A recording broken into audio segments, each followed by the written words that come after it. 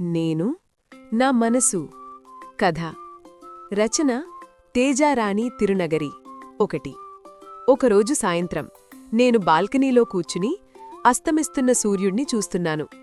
చుట్టూ ప్రశాంతంగా ఉంది. కాని నాలో మాత్రం ఏదో అలజడి. వెంటనే నా మనసుని పిలిచి అడిగాను, ఎందుకురా, అంతా బాగుంది కదా, ఎందుకు పదే పదే గడిచిపోయిన ఆ బాధలనే గుర్తుచేసి నన్నేడిపిస్తావు అని. అప్పుడు నా మనసు ఒక చిన్న పిల్లాడిలా నవ్వి ఇలా సమాధానం చెప్పింది, నువ్వు కళ్ళతో చూస్తున్నావు, నేను జ్ఞాపకాలతో చూస్తున్నాను. నువ్వు ఈ క్షణంలో బతుకుతున్నావు, కాని నేను నువ్వు వదిలేసుకున్న ఆ పాతదారిలోనే ఇంకా నడుస్తున్నాను. నన్ను నిందించకు.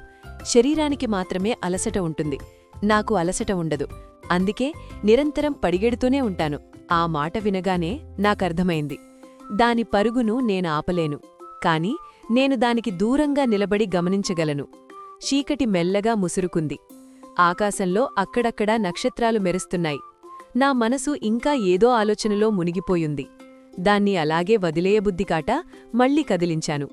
ఎందుకు మౌనంగా ఉండిపోయావ్, అలిసిపోయావా అని అడిగాను.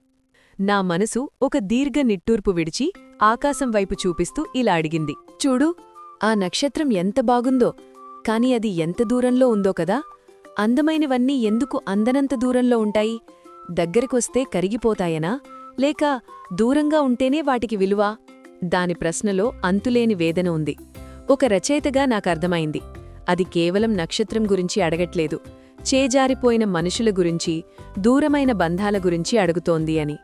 నేను చిరునవ్వుతో దాని భుజం తట్టి ఇలా చెప్పాను, పిచ్చి మనసా, నువ్వు సొంతం చేసుకోవడంలోనే ఆనందముందనుకుంటున్నావు, అందుకే ఈ బాధ. పువ్వును కోసి జడలో పట్టుకుంటే అది కొద్దిసేపే వాసనిస్తుంది, ఆ తర్వాత వాడిపోతుంది. అదే చెట్టుమీద ఉంటే చూసిన ప్రతిసారీ ఆనందాన్నిస్తుంది. ప్రేమించడమంటే బంధించడం కాదు, స్వేచ్ఛనివ్వడం. జ్ఞాపకమంటే బరువు కాదు, అది మన ప్రయాణానికి ఒక గుర్తు మాత్రమే. అప్పుడు నా మనసు నావైపు ఆశ్చర్యంగా చూసి ఒక కఠినమైన ప్రశ్న వేసింది, మరి మరిచిపోవడం ఎలా? గాయం మానినా మచ్చ ఉంటుంది కదా, అది గుచ్చుకోదా? దానికి నేనిచ్చిన సమాధానం, గాయం లేనిదే గెలుపు విలువ తెలియదు, మచ్చలేనిదే గడిచిన కాలానికి సాక్ష్యం ఉండదు.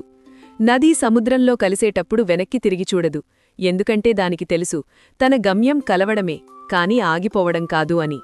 నువ్వు గతాన్ని శవంలా మొయ్యకు, బరువు పెరుగుతుందే తప్ప అది నీతో నడవదు. జరిగిందాన్ని ఒక పాఠంలా మార్చుకో, అప్పుడది బరువుగా ఉండదు, నీ కాళ్లకు బలాన్నిచ్చే అనుభవమవుతుంది. ఆ మాట విన్నాక నా మనసులోని అలజడి తగ్గి సముద్రంలా నిశ్చలంగా మారింది. ఆ రాత్రికి అది నిద్రపోయింది, కాని ఒక కొత్త ఉదయానికి సిద్ధపడుతూ. ఈ వీడియో మీకు నచ్చినట్లయితే సబ్స్క్రైబ్ చేయండి, షేర్ చేయండి.